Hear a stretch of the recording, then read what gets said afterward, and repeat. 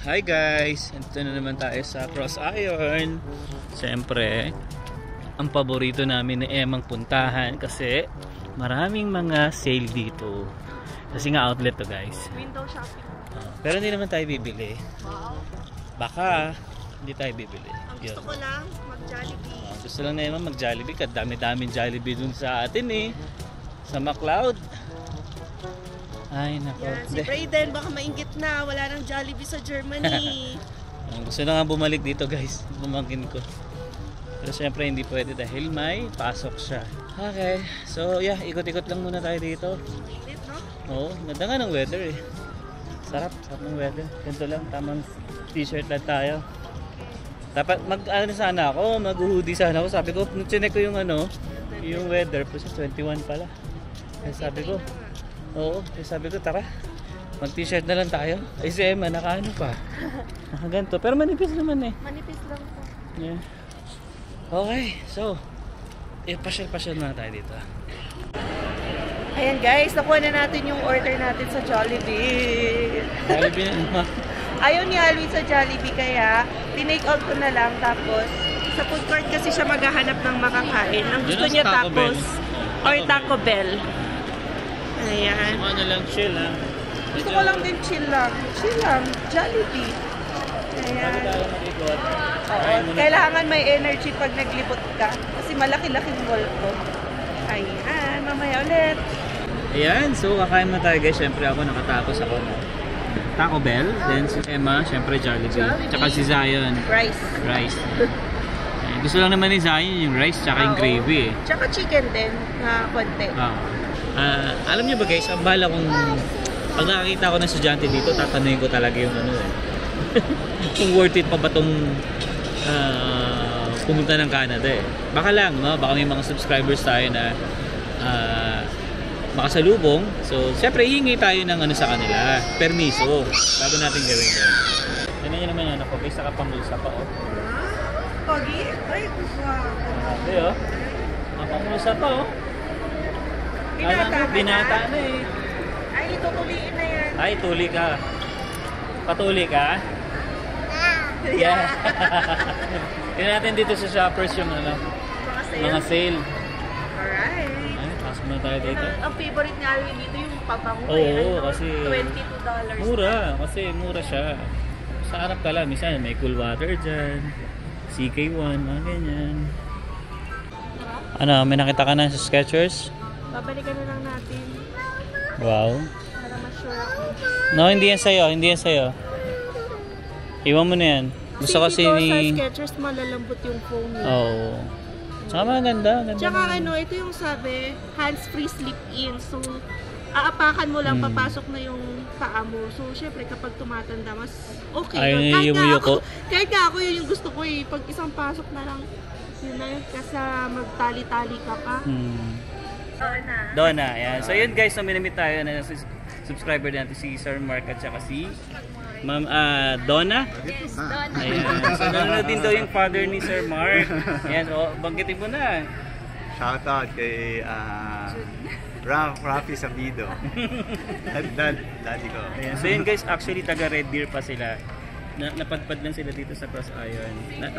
Nagbabawas ng pera sila sir eh. Ang dami. Naglilibang lang. Ha? Pareho nating implied. Kunyari. Yeah. Pares din kami guys. Hanggang ngayon implied status kami ngayon. Wala pa rin result sa PGWT nila. Pero actually, mas nauna sila nag-apply sa amin kumpara sa amin. Kasi May kayo, di ba? Kami June pa pero ngayon wala pa rin.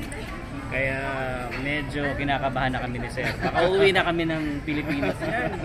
No? Uwi na ba tayo? Dapat pa lang. Tingnan ba natin? Anong masasabi mo pala sa bagong news ngayon? Worth it pa ba tuloy yung mga international student dito?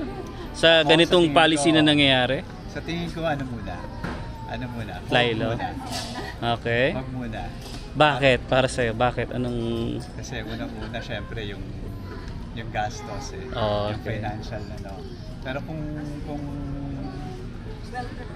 well prepared ka naman, nakapag-ipon ka, nakapag-prepare ka. Yeah. Pwede ka lumaban. Oh, yun. Actually, pares din tayo ng nag-vlog din kami ni Emma about dyan. Sabi nga rin namin, hanggat maaari, wag muna Kasi sa policy na nangyayari dito guys sa Canada, medyo tagilid talaga.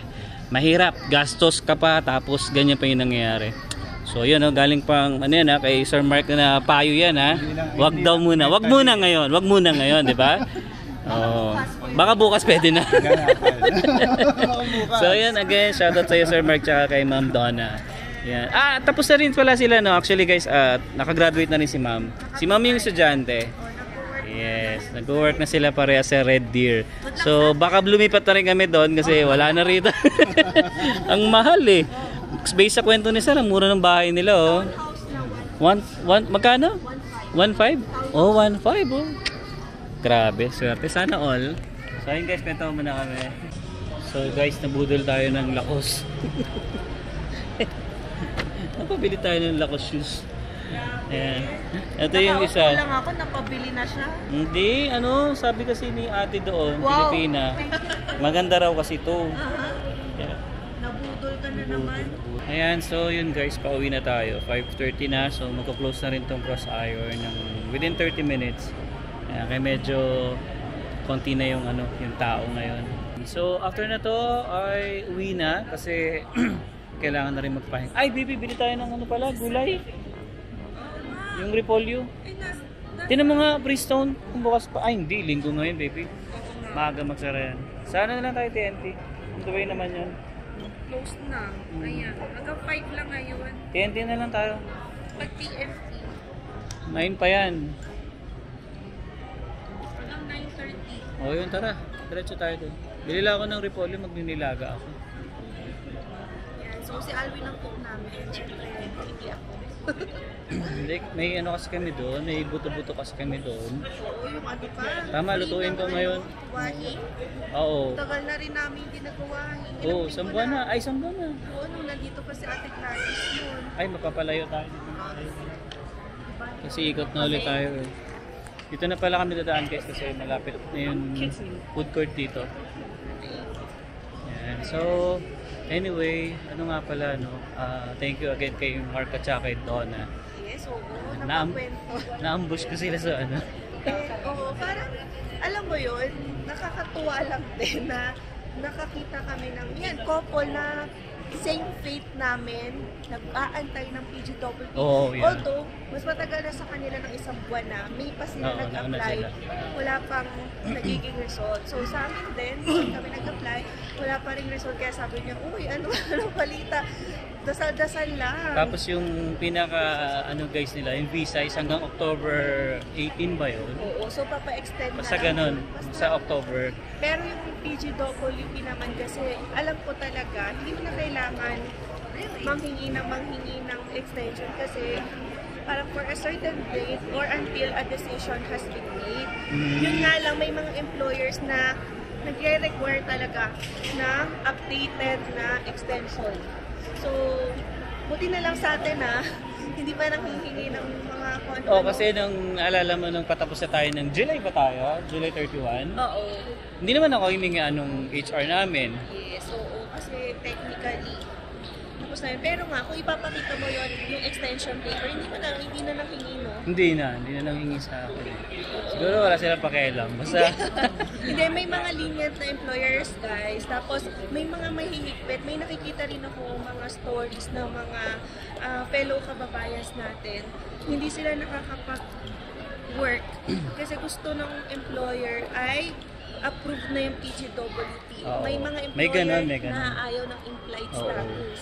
So, syempre, try ka na lang ng iba. yeah, Kasi- buti na lang talaga sa akin. Medyo, yun nga, hindi naman ako inanapan. Pero technically, allowed naman yun. Kaya nga may letter na nanggagaling sa IRCC. Sabi nga, until a certain date or until a decision has been made. Sana naman yung decision nila is ma-extend na tayo ng 3 years. Grabe yung backlogs talaga. Hindi lang sa PGWP, kundi pati sa mga tourist visa, student visa. Kaya nga. So, yan. Ang dami nangyayari. Di ba, kanina, matanong ko lang maybe, may nag-text sa'yo, di ba? Sabi uwi na raw siya. Ano ba yan? Hindi ko mag-gets kanina. Oo, may nag-comment. Sabi niya, uuwi na ako November, yay. Sabi ko, nakabili ka na ng ticket. Kasi sabi, uwian na ba? Sabi niya, uwi na daw siya. Oo, ano siya to? Tourist? Wala, Wala hindi sinabi, pala no? eh. Sa comment lang siya nagsabi. Baka may nagbibiro lang si Kung ate. nandito ka, nanonood ka, pakigalaw ang baso. Yeah, kung ano ba ang pathway mo dito. Yes. Yan. Oo, bakit uwi na? Student ka ba? Tapos plan mo na talaga umuwi. So, gusto lang namin marinig yung Yeah. side mo. Kasi sa panahon talaga ngayon, hindi na imposible na maraming umuwi. Oo. Yan. Gusto lang namin makita yung Grabe. nangyayari. Kasi syempre kami nakakapag-share ng stories namin. Paano kaya yung iba pa Yeah. na naiipit sa ganitong sitwasyon, di ba? Kaya kay Mark at saka kay Donna, balitaan nyo kami ha kung Pag na-approve dumating na tayo. yung ano nyo, Oo, PGWP baka nyo. sana sunod naman kami. Mhm. Kasi sa kanila din may 2 kids sila eh. Oo. So sa amin naman, 1 kid. Yeah. Pero yun nga, based sa kwentuhan namin guys, no? Ang mura doon sa Red Deer ha. Mura ng bahay na nirerentahan nila. Yan, kasi middle yun na guys ng Edmonton tapos Calgary. Kaya nga doon nag-concert din yung River Maya. So, another option, yun nga lang no, hanap ka na naman ng trabaho. Yeah. So, things will follow na lang kung dapat pa talagang lumipat o dapat umuwi. Kaya tinanong ako ni Mark kanina, kung may plano raw ba tayong maglipat. Di, lumipat na Pero ibarang tinanong probinsya. Sabi ko hindi, sabi ko okay naman kami dito sa Calgary. Hindi nga. Kung wala kang makuha ang PR, di Eh, ba? So, lilipat tayo, ganun. Malaman, we will see. Surprise! Di ba? Ang dami kasi nangyayari. Kaya, ang hirap magkaroon ng solid plan. Basta nandun lang yung mga alternate plans mo on mind. Yeah. Basta, So, dasal-dasal lang. Saskatchewan? Dasal-dasal lang tayo guys, no? Saskatchewan, PEI, ano pa ba? Bahala na, Brunswick? basta ma-PR lang. Pwede na. Hindi, pero ang hirap Yeah. talaga Pero syempre, ang problema din dyan, baby, pagka naglipat ka, syempre, yung work na naman, Oo, yung work. hahanap ka na naman syempre ng... Dapat may job ka na bago ka pa lumipat. So, yun yung ano. Pero hindi lang naman tayo yung kunwari first time nagagawa. May nakagawa nun guys, palakasan lang ng loob. Oh, sa bagay, marami namang work dyan eh. Kumbaga, tiis ka lang muna. Kung lumipat ka sa ibang probinsya, Kasi hindi mo pa tiis ka lang muna. Para naman, ganun din naman tayo nung dumating tayo dito, di ba? Green up ko yung kung ano man yung work na meron dito. Di ba? Hanggang sa, yun nga, nagkaroon lang ng oo. Di mas gumanda. So yan guys, kapit tayo sa mga katulad namin nasa ganitong sitwasyon. Sana no, matanggap na natin ang approval soon sa ating mga PGWP applications. Yeah. Para makalagpas muna tayo sa isang aspect na yan and then later on na yung PR. Yes. Ayan, so enjoy na enjoy yung baby namin. Palipat-lipat lang yan guys. After nyan, lilipat na naman kung saan yan. Are you happy? What's that? Fish? That's fish? Yeah, fish. Yay! Oh, lipat na ulit siya. Sawa agad. Ayan, so yun guys, so, libangin ko muna itong baby ko. Kaya na pa nakaupo to sa stroller eh. Time naman niya. Yan, so inabutan na tayo ng umaambo na. Oh. Kasi tsaka ano guys, pasara na rin yung ano, Cross Iron 6 na rin, 6 PM na. Yan, pag Sunday kasi maaga to eh. Halos lahat naman ng mall maaga. Yan, ang mga medyo matagal na lang yung mga grocery store like TNT, Canadian Superstore. Yan. Yeah, Walmart. So dito tayo nakaparado. Ang dami kasi kanina guys, punong-puno dito. Okay, it's Okay. raining. So pasok muna tayo. Okay, it's time to uwi na. Pero dadaan nga pala muna tayo ng ano, PNT.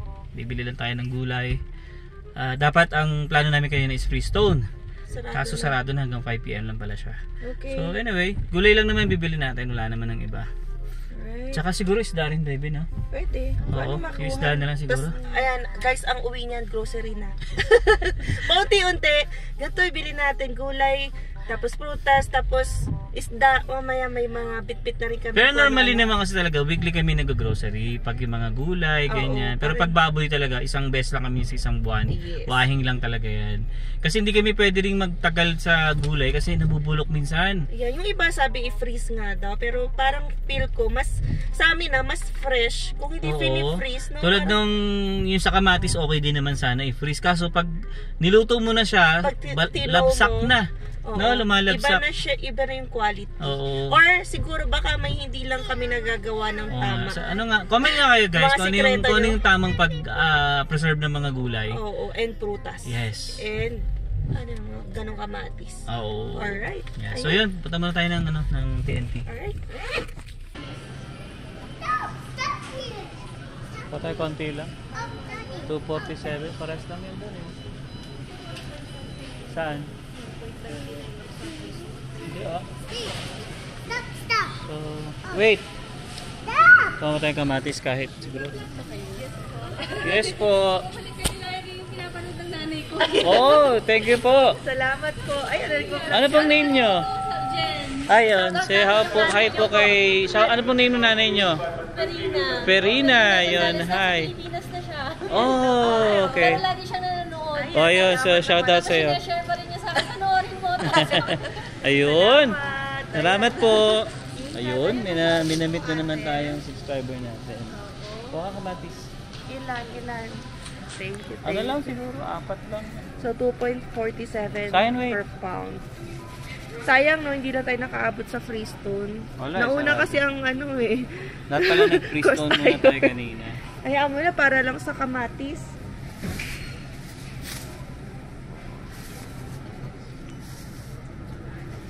Apat lang. Sayang, let's go. Come on. Ayun, shoutout ulit kay ate, ano? Tsaka kay nanay na subscriber natin. So, ito lang naman. Actually, wala akong masyadong bibiling gulay talaga. And iniisip ko kung bibili ako ng talong siguro. Talong? Ang sinigang? Hindi, wala rin akong baboy talaga. Yeah, okay na siguro to. Ito ang importante, repolyo. Yeah, okay. So, ano ba? Buti na lang nag-ano tayo na to. Ito pa pala guys, bibili tayo ng strawberry. Papabili kasi kapatid ko. Ayan. 5.97. Okay. Let's go. Oh, why? Anong kailangan mo pa, baby? Na ano? Na fruits. Pera daw, guys. Nasa iyo na nga lahat ng sweldo ko eh. Kailangan po ba ng pera? Lahat naman ng pinaghihirapan ko napupunta sa'yo. As if pinang-shopping ko yun. Wow. Kulay. Siguro yung ano. Meron na eh, repolyo eh. Okay na to. Hindi na, wag na, wala rin tayo masyadong pangsahog eh. Okay na yan. Kasi may upo pa doon, kamatis sakto. Isa. Okay. Okay, go. Yes. Okay, uwi na tayo, sayang. Iniiyakan niya guys yung Paw Patrol. Okay guys, so nandito natin sa bahay and yeah, maraming salamat po sa lahat ng mga subscribers namin na nasa lubong sa Cross Iron, Walmart, and yeah, sana maayos na yung mga papel natin, especially yung PGWP natin, pare-parehas tayong wala pang result. Pero sabi nga ni sir, yung nakausap namin dito sa Walmart, 6 months na raw sila na nakapagpasa. So medyo matagal na rin, samantalang kami ni Emma ay June, July, August, September, so 3 months pa lang kami. At saka yung isa na na-meet natin sa Cross Iron is May naman sila. So 4 na buwan na sila. So yun, I hope na makuha natin yung yung application natin na approved na. Para at least din tayo na kinakabahan sa PGWP natin. Kasi alam naman natin guys, ang daming pagbabago alam niyo na, policy dito sa Canada.